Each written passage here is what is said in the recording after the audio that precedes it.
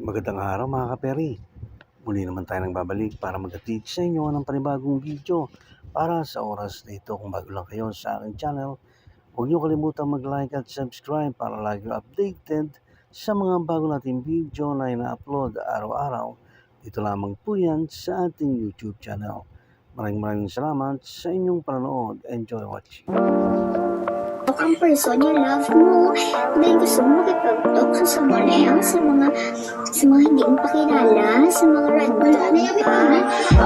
I mean, hindi man siguro mas kinilong ka lang makipag-istorya sa gusto ko, bilang tao ka, totoo din na first place ko palang gata ka, hindi ko makipag-pangayo space mo, kaya gusto ko namin if hindi ko makipag-pangayo space mo, ako prabon ko is it fixed together, they were in a relationship.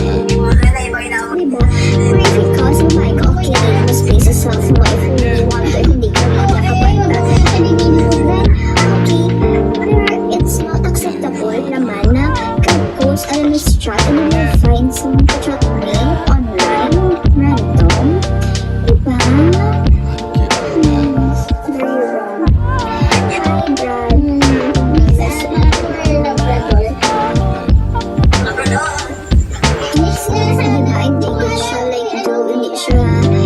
Hindi siya reasonable kasi naman gusto kong isipon yung paligyan na ay alam mo siya na okay naman na pero kaya mo kailangan mo diba promise mo ako magto thank you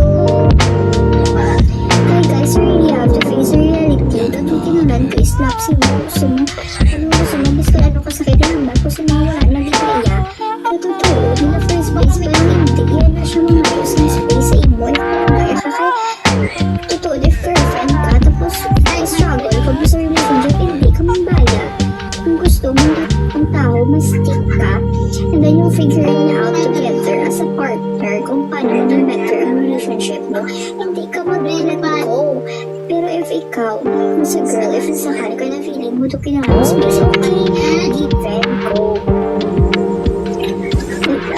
pero harang mag-post ka pag i-alas chat para sa ano comfort sa iban, pero ihambalo mo sa iban na hindi kami sa boyfriend ko, hindi kami okay, pero comfort ka sa iban. Kasi hindi ka siya guys acceptable reason para sa imo. And then, para sa pag-ihambalo ka is like, makipag-break ang girl tungod sa nag-overthink ang lalaki. Siguro over naman, I mean, mag-gets ko siya if ikaw as a lalaki overthink, like manakit ka, maminawin ko kasi mabalik, overthink ka, kabala mo siya sa mga bad words, bigla na girl, or whatsoever. Of course, hindi okay, but if ikaw as a lalaki ka, overthink ka lang because you love your partner so much.